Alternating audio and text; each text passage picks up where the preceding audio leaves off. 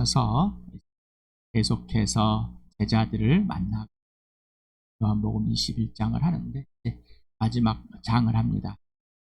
예수님이 제자들을 찾아가는 이 모습 통해서 우리가 누려야 할 것들을 누려봅시다.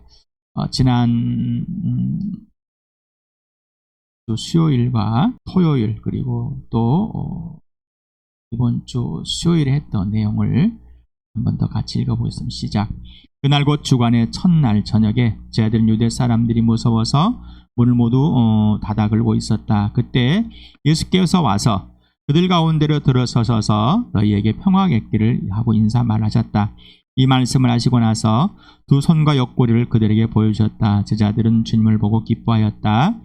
예수께서 다시 그들에게 말씀하셨다. 너에게 평화가 있기를 빈다. 아버지께서 나를 보내신 같이 나도 너희를 보낸다. 이렇게 말씀하신 다음에 그들에게 숨을 불어넣으시고 말씀하셨다. 성령을 받아라. 너희가 누구의 죄든지 용서해주면 그 죄가 용서할 것이요 용서해주지 않으면 그대로 남아있을 것이다. 12제자 가운데 하나로서 쌍둥이라고 불리는 도마는 예수께서 오셨을 때 그들과 함께 있지 않았다.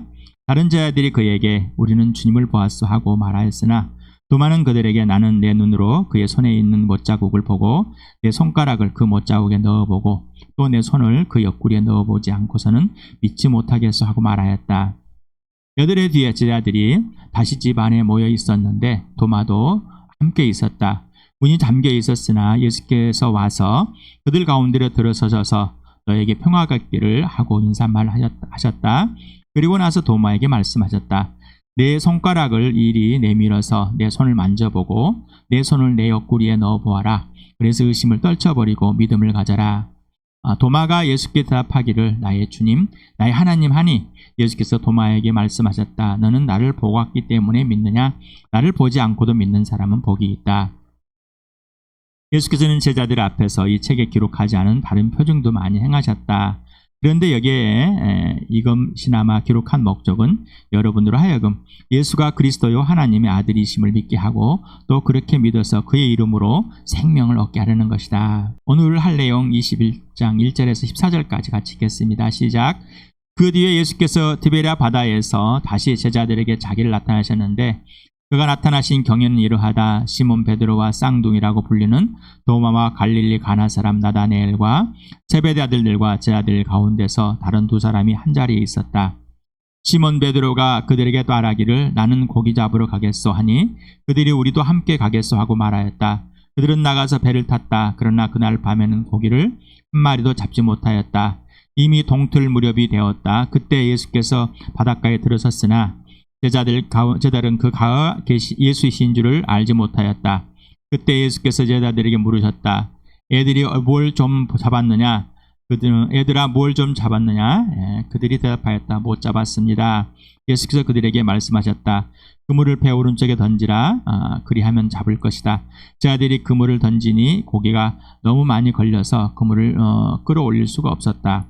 예수가 사랑하시는 제자가 베드로에게 저분은 주님이시다 하고 말하였다. 시몬 베드로는 주님이시라는 말을 듣고서 벗었던 몸에다가 겉옷을 두르고 바다로 뛰어내렸다.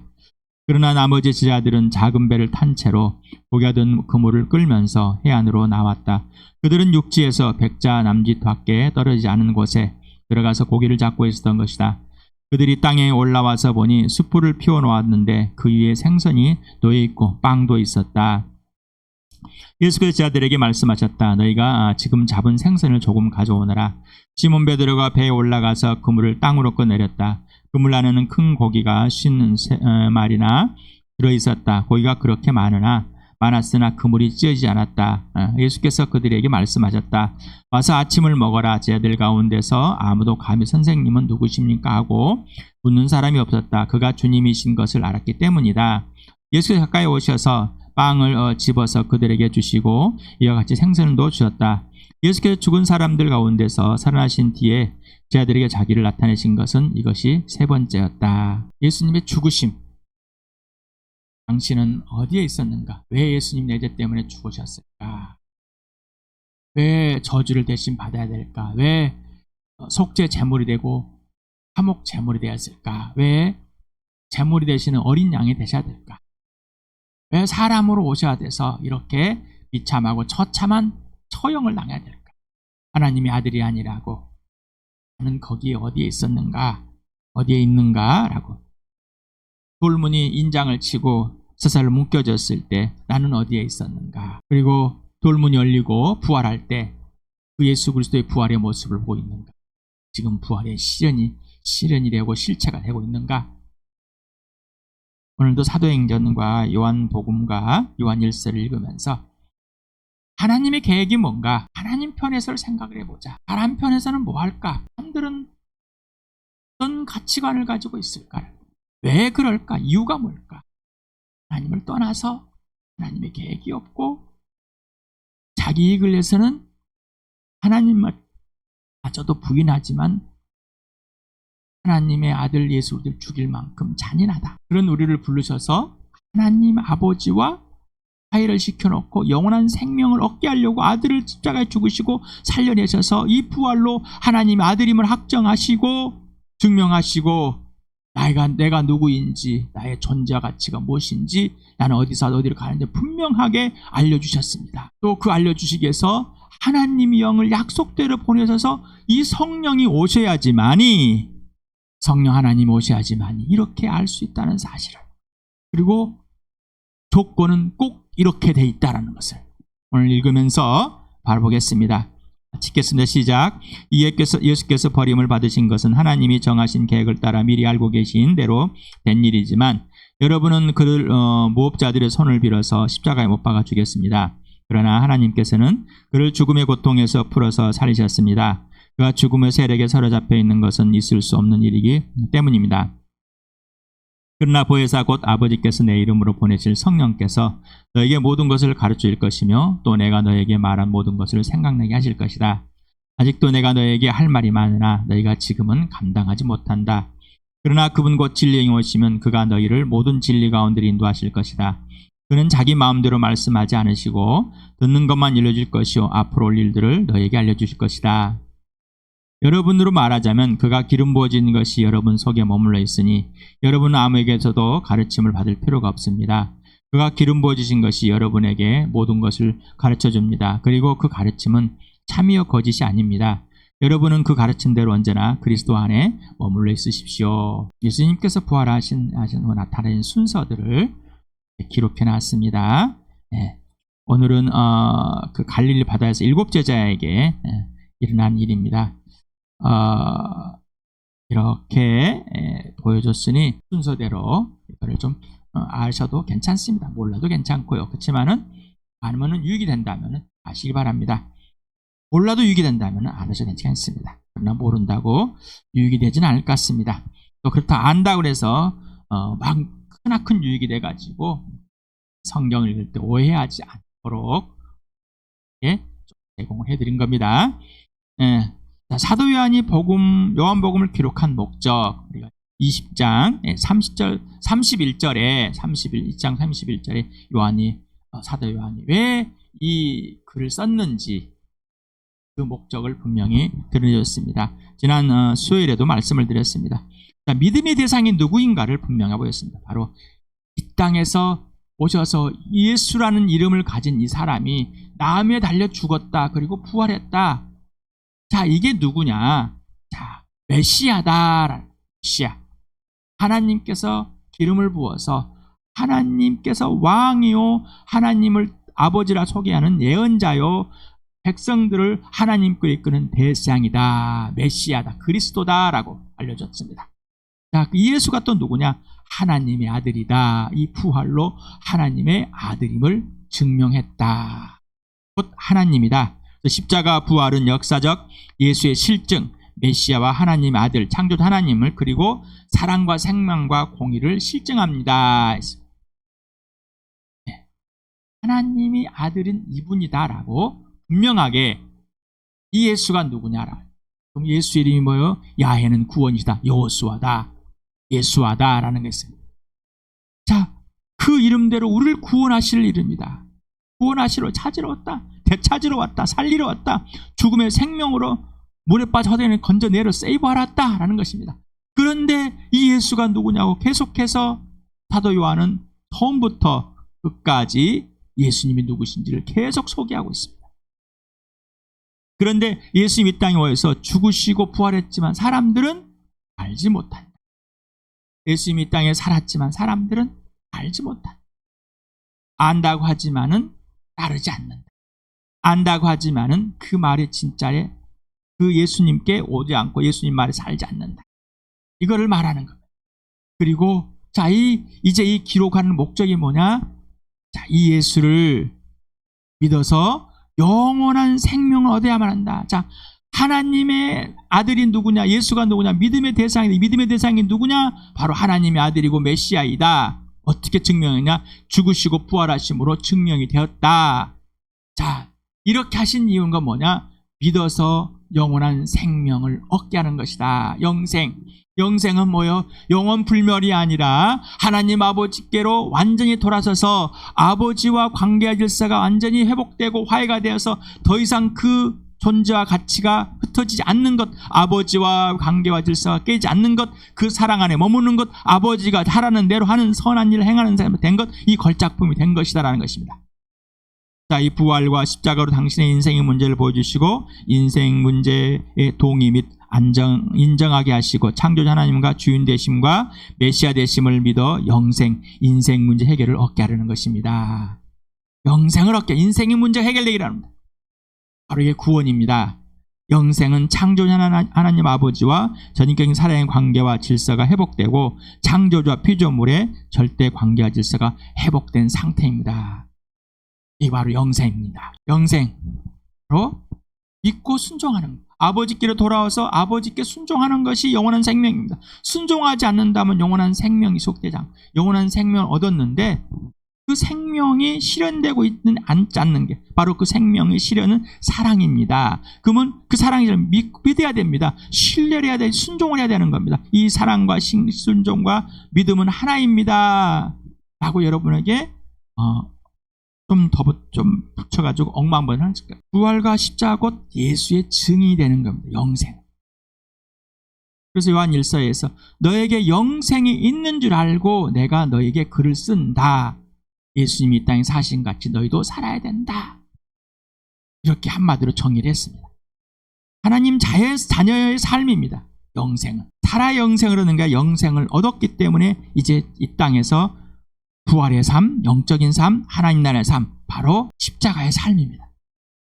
그래서 부활을 경험하지 않고서는 이 땅에서 다른 사람과의 관계, 사람을 만나서 할 수가 없습니다. 자, 그럼 내 인생의 목적은 뭐예요? 이제 예수 그리스도. 그러니까 영생을 얻기 위해서 얻었기 때문에 이제 모든 사람에게 모든 일이 예수 그리스도를 알려주고 예수가 누구인지 역사적 사실인 이 죽으심과 부활이 실제임을, 그리고 하나님의 아들이 증명되었음을, 우리가 하나님의 자녀가 돼야 된다는 것을, 하나님의 피조물이라는 것을, 그리고 우리 죄인이 하나님 앞으로 가야 되는 것을 증명하는. 그래서 나와 같이, 나 자신과 같이 그 예수 그리스도를 믿고 진짜 영접하여서 이제 영원한 생명 얻은 사람으로서 부활과 십자가의 증인으로 복음을 전하기 위해서, 이 예수를 소개하기 위해서 이 땅에 사는 겁니다. 이게 인생의 목적입니다. 사도 요한이 요한복음을 기록한 목적이 바로 인생의 목적이었고, 이 땅에 있어야 인생의 목적이 뭐예요? 오직 예수. 목표가 부활과 십자가. 그러니 이 예수를 전하기 위해서, 증거하기 위해서, 보여주기 위해서 이 땅에 사는 겁니다. 그래서 너를 위해 살아간다는 것이죠. 제 아들은 직업도 버리고 살이 아니면 삶의 터전과 가족을 버리고 예수님을 따랐습니다. 처음에 그렇게 예수님이 부르셨을 때 다 따라왔잖아요. 놀라운 일이 역사에 일어났습니다. 그런데 예수님의 부르심의 기준은 하나님 아버지의 기준이었습니다. 하나님 아버지께서 아들에게 최고의 선물을 주신 것이죠. 그런데 제자들이 예수님 따르는 자신들의 가치관이었습니다. 자신들의 기준이었어요. 그러는 자기 직업도 버리고 삶의 터전도 버리고 가족도 버리고 하는 것은 와, 대단한 헌신을 했다라고 박수를 칩니다. 그렇지만은 이제 하나님 입장에서는 아닙니다라는 것입니다. 이들의 모습을 진짜는 이거라고 보여주고 있습니다. 보여주려고 사도 요한은 이렇게 요한복음을 기록한 것입니다. 예수님의 부활을 모습을 보고 대화하고 만져보고 다 했습니다. 그리고 나의 하나님, 나의 주님. 이게 도마만 하는 게 그렇게 아니에요. 사도 도마만 나의 하나님, 나의 주님이라고 고백한 것이 아니라 모두가 다 고백한 겁니다. 그러면 베드로와 다른 제자들 또 11명의 제자를 외에 다른 제자들은 이렇게 고백을 안 했을까요? 그렇다면 문제가 있는 것이죠. 똑같이 도마는 만져보고 찔러보고 그때서 나의 하나님, 나의 주님이라 고백을 했습니다. 다 모두가 고백을 했습니다. 그런데 이 고백을 했지만은 여전히 똑같습니다. 베드로가 선생님은 하나님, 다윗의 후손이요 하나님의 아들입니다. 그리스도입니다. 라고 고백을 했습니다. 자, 이걸 알려주면 누구라고요? 네가 아니라 하나님 아버지께서 너에게 알려주신 것이다 라고 했습니다. 자, 이 고백도 네가 한 게 아니라 하나님 아버지께서 알려주신 것입니다. 그런데 이들이 하는 행동은 똑같습니다. 베드로가 대장이 됩니다. 항상 베드로를 가장 먼저 12제자 가운데 중심을 두었은 예수님께서 또 대장이 돼서 다시 자신들의 가치관대로 생각하고 행동을 해버렸습니다. 아이고, 그래, 내가 예수님의 부활을 봤지만은 이게 뭐 어쩌라고, 놀라운 일이지만 어쩌라고. 다시 가서 그래, 물고기나 잡고 있자. 지금 뭐 먹고 살아야지, 뭐 어떡하겠어. 이제 예수님이 이 땅에 없을 건데 이렇게 부활의 모습을 가끔 보여주고 어떡할까? 뭐 어떤 생각을 했는지 모르겠습니다. 성령 하나님과 사귐이 없고 성령님의 통치를 받지 않으면 다시 옛사람의 가치와 행동으로 회개하게 됩니다. 그래서 이들은 아직 성령을 받지 못한 상황, 성령에서 삶을 살지 못하는 상황. 이들이 성령이 오셨을 때 그때 이들의 변화된 모습, 진짜 부활의 삶이 됐습니다. 부활의 증인이 됐습니다. 그러니 우리는 성령이 이미 오셨고 그 성령 하나님께서 예수를 증거해 주심으로 임석현 형제 여러분이 은혜 받고 복음을 듣고 회개하고 돌아와서 예수를 믿었습니다. 그리고 여러분도 동일하게 베드로에게 임한 성령이, 임석현에 임한 성령이 여러분에 임했기 때문에 성령으로 거듭나서 예수님을 영접하게 된 겁니다. 예수님이 바로 메시하요, 예수님 하나님의 아드심을 믿게 됐습니다. 그리고 영접하고 영원한 생명을 얻고 이 땅에서 영원한 생명을 살게 됩니다. 여러분 다 그렇게 됐습니다. 그러나 성령님과의 사귐이 끊겨지는 순간 어떻게 해요? 옛사람으로 돌아간다는 사실을 꼭 기억하시기 바랍니다. 베드로가 중심이 되어 다른 자들과 함께 한 고기잡이 장소, 그리고 한 생각과 한 마음이 된 장소, 지금 장소에 있습니다. 한 곳에 있습니다. 똑같은 생각을 하고 있습니다. 육체가 함께 있는 장소, 그리고 정신도 마음도 생각도 다 하나가 되어 있습니다. 일치, 장소. 자, 우리는 왜 모일까? 이 공간에, 장소에. 자, 죄의 본성, 죄의 성품, 자기중심적 하나님의 관점이 없는, 하나님의 실체가 없는, 하나님의 통치가 없는 이상, 이 제자들은 역할을 봅니다. 대장의 역할, 다른 역할, 함께하는 역할, 한 공간에 몸과 생각, 마음이 같이 되어버렸습니다. 자, 그래서 여러분에게 나만 권면합시다, 나를 위해서 기도하십시오, 임석현 형제가 진짜를 하고 있는지 여러분이 더 성장하고 성숙해야지 함께 갑니다. 그리고 예수님을 따르게 하는, 예수 소개하고 하는 것을 꼭 나를 따르십시오 라고 합니다. 그러지 않으면은, 자, 여러분도 베드로와 같이 양무리 중에, 여기 우리 교회 중에 여러분들이 끌고 가는 사람들이 있을 것입니다. 요한일서에 지도자들이 거시형을 받아서 예수가 하나님의 아들이 아니고 사람이 아니고 영이고 또 이 세상에서 예수 구원을 얻었으니 자기 마음대로 살려고 뭐 여러 가지 해석을 해가지고 끌고 나가버리는 사람들. 자, 우리 교회에 한 사람이라도 그런다면은 옆에 있는 한 사람이, 한 지체가 하나님과의 상관없는 삶을 여러분이 끌고 가버리고 끌려가버리게 됩니다. 여러분은 이 주함교회에서 영적인 지도자로 아비로 임석현을 세웠고 임석현을 인정하고 있지만은 여러분은 또 어딘가에서는 대장이 되어 있을 겁니다. 여러분은 또 어딘가에서는 영향을 미칠 겁니다. 이 교회 공동체 안에서 마찬가지입니다. 예수님을 거절하고 자기의 욕심과 자기 욕망대로 자기의 제 본성과 성품대로 행한다면 교회는 성장할 수 없습니다. 쪼개져 있는 겁니다. 이미 한 장소에 있지만은 이렇게 제 성품도 하나가 되어 있는데 제 성품과 하나님의 성품은 하나 될 수가 없습니다. 그러니 당연히 하나단 생길 쪼개 있습니다. 쪼개질 수밖에 없습니다. 가정도 마찬가지입니다. 부부도 마찬가지입니다. 우리 에베소서를 통해서 계속했습니다. 예수님을 주님이십니다. 주님 앞에 모두가 굴복해야 됩니다. 그리고 예수님을 경외해야 됩니다. 그리고 서로 예수님이 존중하듯이 존중해야 됩니다. 아내는 남편을 머리요 주인으로 대접을 해야 됩니다. 누구? 예수님이 머리가 되고 교회 머리가 되고 주인과 동일하게. 남편은 예수님이 교회를 사랑하는 것처럼 동일하게 목숨을 사랑해요. 이게 똑같은 사랑입니다. 어느 한 사람을 깨면 안 됩니다. 또 질문합니다. 아직도 예수를 안 믿는데요. 내 아내는 내 남편은 존중하십시오. 예수 그리스도 안에서 1000번을 말씀을 드렸습니다. 자, 이렇게 베드로가 중심이 되어서 이 무리를 또 만들어 버립니다. 우리도 그런 오류에 빠지면 안 되겠습니다. 자, 예수님의 관점, 바로 하나님의 관점입니다. 하나님 아버지께서 하나님의 아들 주 예수 그리스도께 최상의 선물로 준 제자들, 이들을 뭐요? 끝까지 사랑한다. 3장 1절에 사랑하시되 뭐라고? 끝까지 사랑하셨다. 그리고 죽으시고 부활하셔도 하나님의 사랑은, 예수님의 사랑은 끝나지 않았다. 끝까지 영원하다라는 것을 보여주고 있습니다. 믿어서 영생에 얻게 하시려는 것이 전부이고 그 영생이 지속되는 것이 전부입니다. 하나님 아버지께서 아들에게 그 믿음을 주시고 예수님의 사랑을 주시고 예수님이 죽으셔서 십자가 줄 때 다시 살린다는 걸 믿게 하시고, 그래서 그 예수님이 남에 달려 죽으실 수 있는 이 사랑과 신뢰 그리고 순종, 이거를 배우셨습니다. 이걸 하생하셨습니다.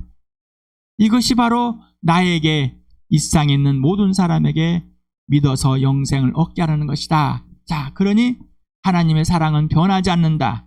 너희들은 변할지 모를지라도 그 사랑은 변하지 않는다. 네 모습 그대로 끝까지 찾아간다. 끝까지 떠나가지 않으신다는.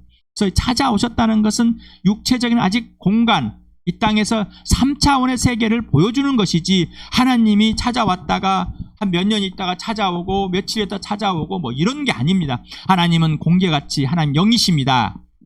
항상 함께 하십니다. 예수님 영이십니다. 함께 하십니다. 예수님이 이 땅에서 육체로군 유한한 것을 벗어나셔야지만이 하나님 영에서 오셔서 예수님 영으로만 있어서 이 땅에서 모든 사람과 함께 모든 사람을 구원하시는, 모든 사람을 영생을 얻게 하는 그런 하나님의 능력이, 하나님의 구원이, 하나님의 지혜가, 하나님의 실현이 이루어질 것입니다. 그렇기 때문에 그렇게 하셨습니다. 그리고 지금도 이루어지고 계십니다. 이루고 계십니다.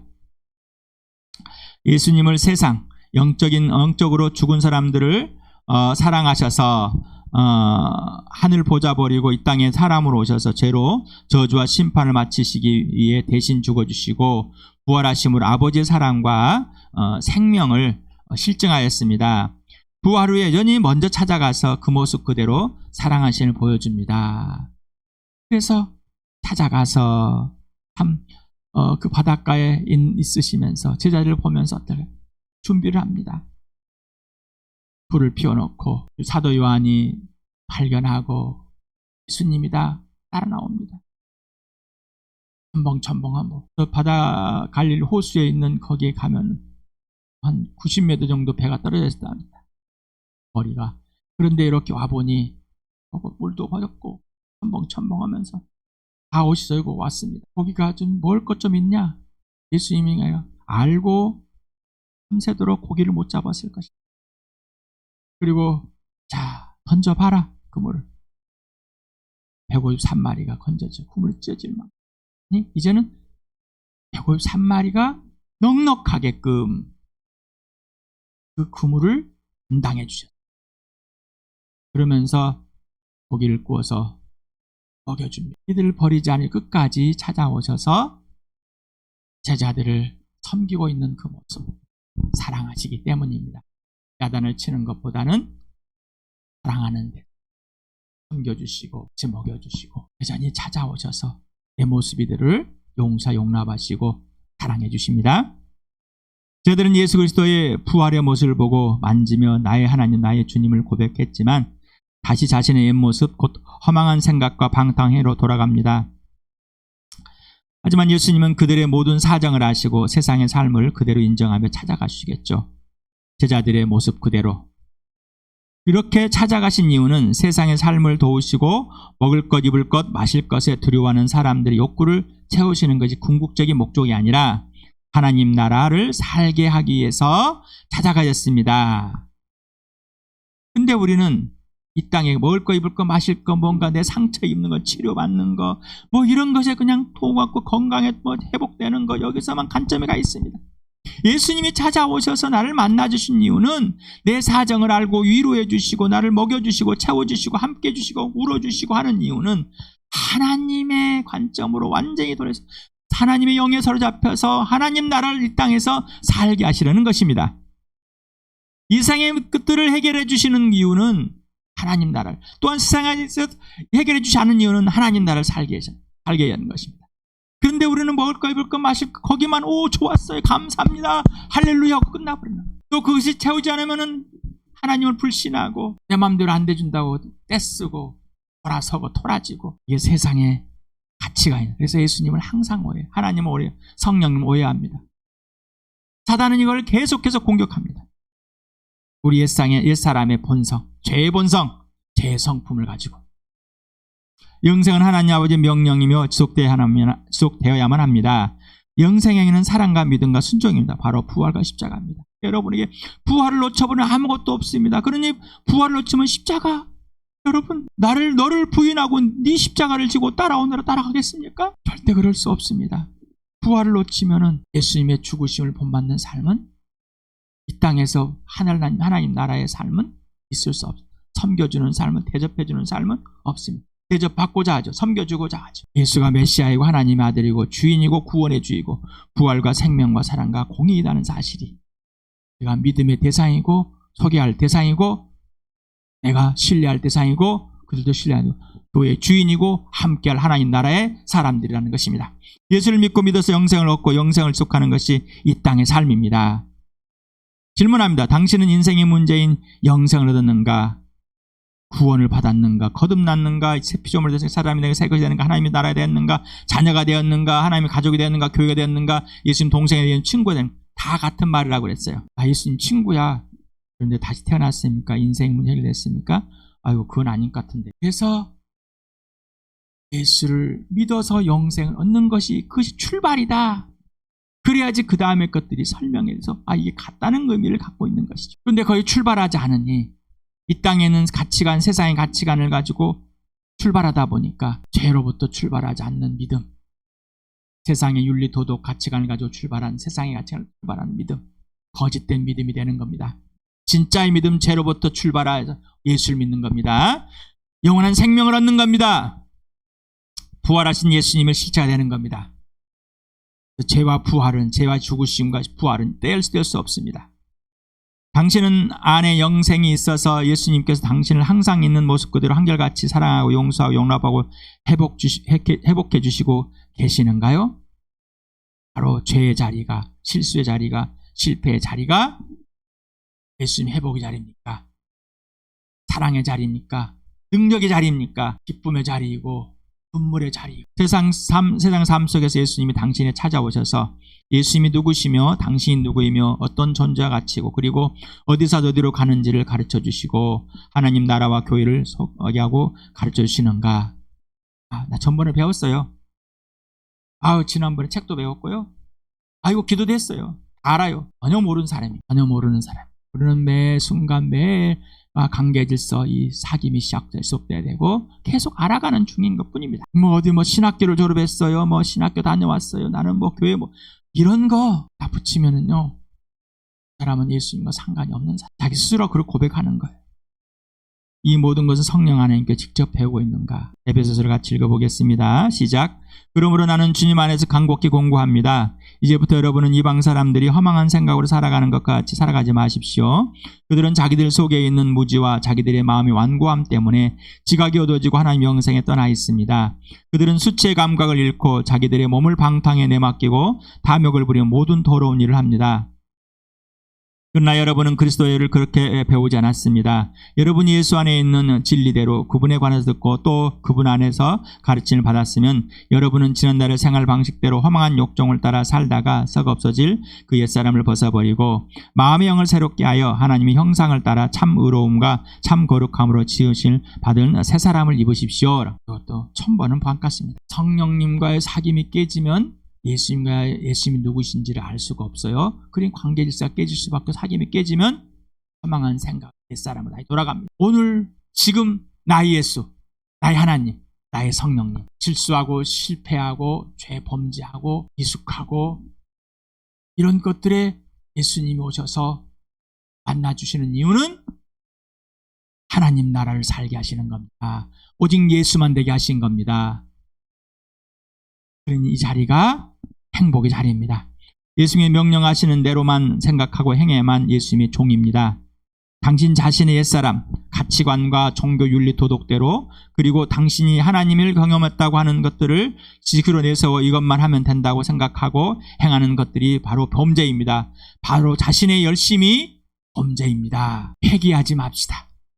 내가 옛사람으로 잠깐 돌아갔을 때 성령이 깨우치시고 알려주시고 네가 지금 사귐에 깨서 범죄하고 있다는 사실. 그러나 그 자리가 부활과 생명과 사랑과 공유하시는 데는 하나님의 능력과 지혜과 회복이 그리고 치유가 사랑이 용서 용납이 실현되고 다시 일어나서 하나님 나라를 살 수 있는 오직 예수만 되고 오직 부활과 십자가 되는 그 자리임을 오늘 이 순간에도 매 순간에도 놓치면 안 됩니다. 성령이 여러분을 사랑하셔서 끊임없이 불어넣어주고 계십니다. 범죄함 있으면 성령 안에서 예수 피 속에서 당당하게 담대하게 인정하고 고백하고 하나님 앞 빛 가운데 사기어 그리고 옛사람이 활동해서 교회 공동체 안에 있을 때 내가 이랬습니다라고 고백하는, 그래서 여러분들이 내 나로 인해서 상처를 받았습니다. 그러나 여러분들이 나를 품어주셔서 감사드립니다. 사랑하셔서 감사드립니다. 예수님께만 불복되어서 함께 한 몸 한 채 되는 이 교회를 주시고 이 교회가 하나님 나라를 주시고 이게 복음을 부활의 증인을 세우신 예수의 몸이요 예수의 가족이요 예수님의 주인된 예수의 건물인 이 주암교회를 사랑합니다. 고백하고 함께 누리는 나와 여러분 되길 축복합니다.